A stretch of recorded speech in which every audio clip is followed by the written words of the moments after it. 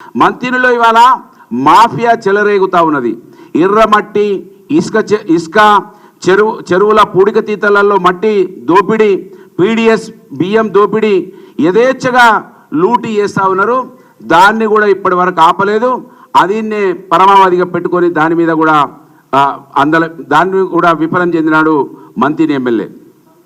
అంతేకాకుండా ఇలా నేను విద్యావంతుణ్ణి, మా నాయన కూడా మాజీ స్పీకర్ అని గొప్పలు చెప్పుకుంటే అన్నటువంటి ఈ విద్యాహీనుడని నేను చెప్తున్నా. ఇప్పటి వరకు సంవత్సర కాలంలో ఒక్కసారన్న విద్యా వ్యవస్థ మీద ఒక్క మీటింగ్ కూడా పెట్టలే, సమీక్ష సమావేశం పెట్టలే.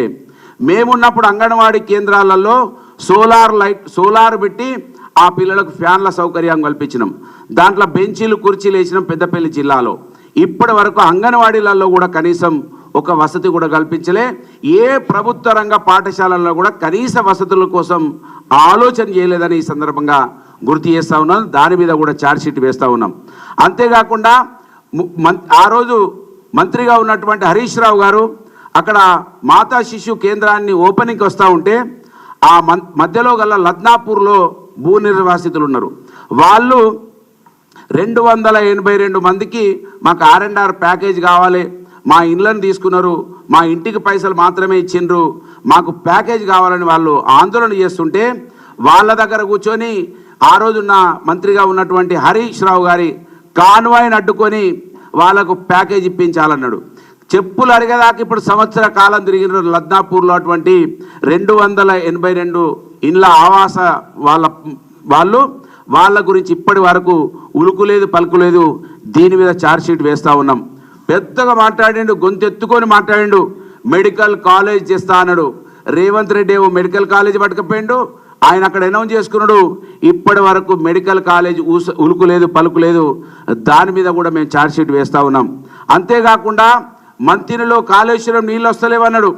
ఆ రోజే నేను కాళేశ్వరం నీళ్ళు తొందరగా మాకు అనుసంధానం కావాలని, కేసీఆర్ గారేమో కాళేశ్వరం ఒకసారి కనెక్ట్ అయిన తర్వాత నీటి ఎద్దడి ఉండదని వారు ఆలోచించినారు. కానీ మంతిని ప్రాంతంలో నీళ్లు తొందరగా వస్తలేవు, మా ప్రజలు మేము ఎక్కడికో SRSP నుంచి వచ్చేదాకా ఆగాలంటే నేను మంతిని మండలం పోతారం దగ్గర ఒక లిఫ్ట్ను ప్రతిపాదించిన. ఆ లిఫ్ట్ను కనీసం ఇప్పటి వరకు ఊసలేదు, ఉలుకులేదు, పతుకులేదు. దాని మీద నేను ఛార్జ్షీట్ వేస్తూ ఉన్నాను. పోతారం లిఫ్ట్ను తక్షణమే మంజూరు చేయించాలని, చిత్తశుద్ధి నిలుపుకోవాలని నేను డిమాండ్ చేస్తూ ఉన్నాను. అంతేకాకుండా ముఖ్యమంత్రి రేవంత్ రెడ్డి గారు 1000 కోట్ల రూపాయలు తీసుకుపోతా ఉన్నాడు ఆయన నియోజకవర్గానికి. 1000 కోట్ల రూపాయలు తీసుకుపోవడమే కాదు, ప్రత్యేకంగా ఆయన కడా అని కొడంగల్కు ఒక కడాని ఏర్పాటు చేసుకున్నాడు. ఆయన కడాని ఏర్పాటు చేసుకొని అభివృద్ధి చేసుకుంటా ఉంటే ఈయన మాత్రం ఆ రోజు పంచాయతీలకు నిధుల గురించి మాట్లాడిండు, ఈజీఎస్లు పోతాని అని మాట్లాడిండు, పంచాయతీల అభివృద్ధి పోతుందని మాట్లాడినటువంటి వ్యక్తి ఇవాళ మా గ్రామాలను నిర్వీర్యం చేసే దిశగా రుడా అనే పేరు మీద, ఏది రామగుండం రుడా అనే పేరు మీద మా గ్రామాలన్నింటినీ కూడా ఆ రుడాలో కలిపి ఇవాళ స్థానిక సంస్థలను నిర్వీర్యం చేస్తూ ఉన్నాడు. దీని మీద కూడా ఛార్జ్షీట్ వేస్తూ ఉన్నాను. ఇవాళ ఆయన IT మంత్రిగా ఉన్నాడు, ఇండస్ట్రియల్ మంత్రిగా ఉన్నాడు. దాని గురించి ఇప్పటి వరకు ఏది కూడా ప్రతిపాదన లేదు. దాని మీద కూడా నేను ఛార్జ్షీట్ వేస్తూ ఉన్నాను. దీనికి జవాబు చెప్పాలని డిమాండ్ చేస్తూ ఉన్నాను. మంత్రిలో ఇవాళ ఏం చేసిండే ఘనకీర్తి.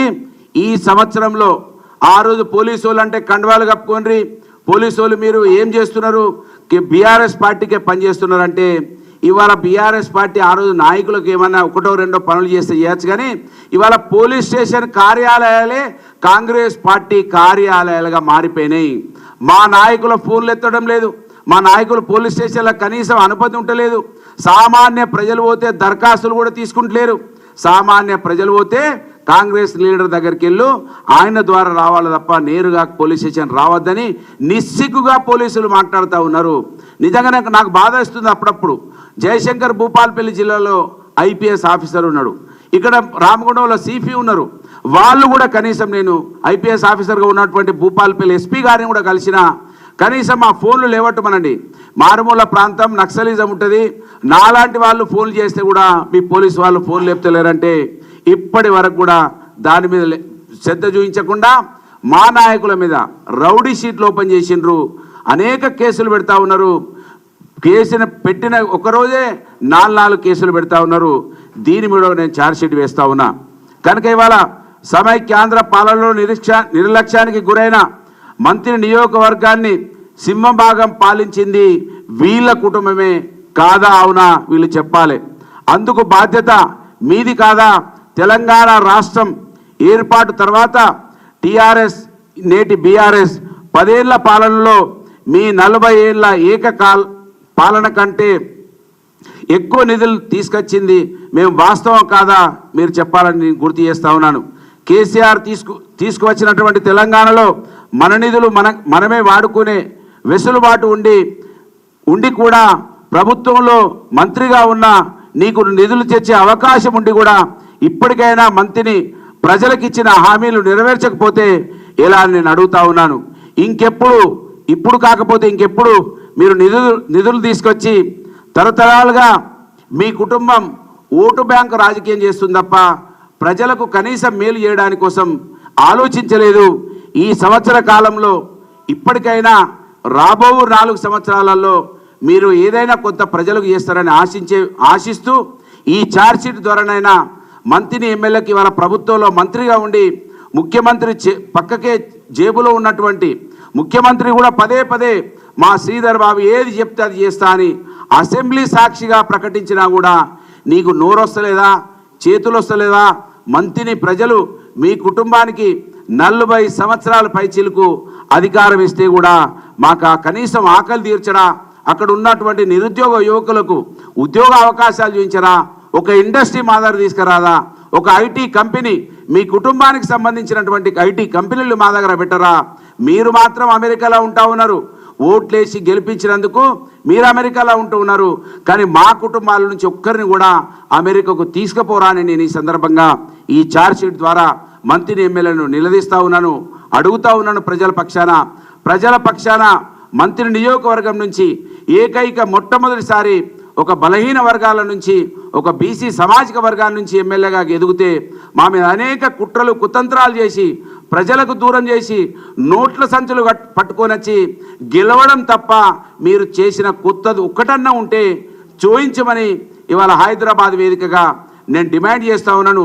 ఇప్పటికైనా మంత్రి ఎమ్మెల్యే మా ప్రజల పక్షాన ఆలోచించు, మా ప్రజల ఆకలి గురించి ఆలోచించు. మీ కుటుంబాలను అందరం ఎక్కించుకోవడానికి చూపించే శ్రద్ధ అందులో 1% అన్నా మా కుటుంబాల మీద చూపించమని డిమాండ్ చేస్తూ ఈ ఛార్జ్షీట్ ద్వారానైనా మంత్రిని ఎమ్మెల్యే వాళ్ళ మంత్రిగా ఉండి 4 సంవత్సరాల కాలంలో మా ప్రజలకు మేలు చేస్తాడని ఆశిస్తూ డిమాండ్ చేస్తూ అట్టడుగునున్నటువంటి ప్రజల నుంచి ఆ కులాల నుంచి వచ్చినటువంటి ఒక సామాన్య కుటుంబం నుంచి వచ్చినటువంటి వ్యక్తిగా డిమాండ్ చేస్తూ ఉన్నాను. ఈ కార్యక్రమానికి నేను పిలవగానే మా నియోజకవర్గం నుంచి ముఖ్య నాయకులు, మాజీ ఎంపీపీలు, మాజీ జెడ్పీటీసీలు, మాజీ మార్కెట్ కమిటీ అధ్యక్షులు, సింగిల్ విండో అధ్యక్షులు, ఇవాళ మా బీఆర్ఎస్ పార్టీ మండల శాఖ అధ్యక్షులు, యూత్ అధ్యక్షులు వీళ్ళందరూ కూడా వచ్చినారు. స్టూడెంట్ ఆర్గనైజేషన్ నుంచి కూడా వచ్చినారు. వీళ్ళందరికీ మా పత్రికా సమావేశంలో పాల్గొన్న మా పాత్రికేయ మిత్రులందరికీ హృదయపూర్వకంగా ధన్యవాదాలు. జై తెలంగాణ, జై కేసీఆర్, జై కేటీఆర్. ధన్యవాదాలు.